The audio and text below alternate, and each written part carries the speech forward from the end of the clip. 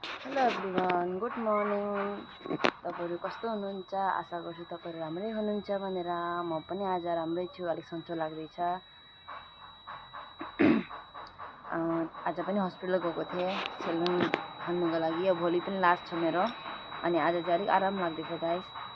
मेरो घरको हालत हेर्नु सक्नुहुन्छ, कस्तो भएको छ, पुरा खराब भएको छ गाइस।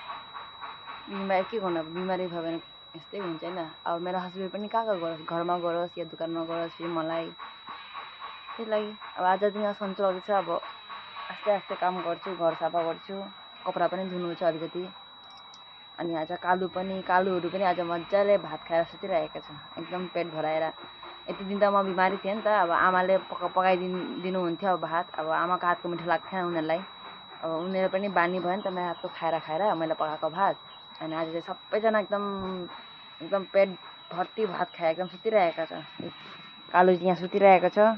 उसको चाहिँ यो किन बानेको भन्दाखेरि चाहिँ उसको चाहिँ यहाँ जिउमा घाउ भएको थियो सानो, अनि थाहा थिएन अब म पनि बिमारी थिएँ। अनि हिजो मेरो हस्बेन्डले यसो हेर्दाखेरि घाउ रहेछ, अनि त्यहाँ दबाई लगाएर ब्यान्डेज बाँधेको छ। अब ब्यान्डेज बाँधेन भने त अब चाटै गर्छ नि त उनीहरूले, कुकुरहरूले त चाटो भने बेसी घाउ हुन्छ, त्यही लागि बाँधिदिएको।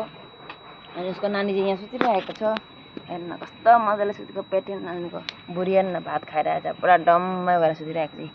निस पाइ कि आज मजा लाग्यो भात खाएर मेरो हातको गुन्दा।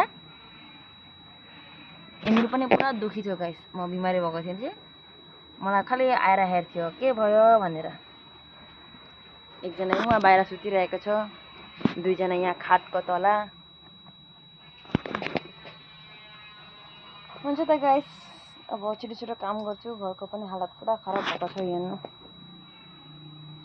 यहाँ दबाई राखेको छु, यो दही राखेको छु।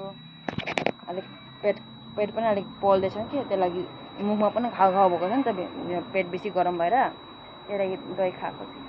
दही खायो भने राम्रो हुन्छ अरे भन्दै थियो मेरो हस्बेन्डले। त्यही आजको वेदर पनि बहुत गरम छ गाइस। आज 2-3 दिन भयो यता बहुत गरम चल्दैछ, पुरा चर्केको घाम। यहाँ सुतिरहेको छ। आज हाम्रो यहाँको वेदर। हुन्छ त गाइस, बाई बाई, भरे भेटौँ होला। अबदेखि मेरो आजदेखि अब डेली ब्लग आउँछ युट्युबमा पनि अनि फेसबुक पेजमा पनि। By by.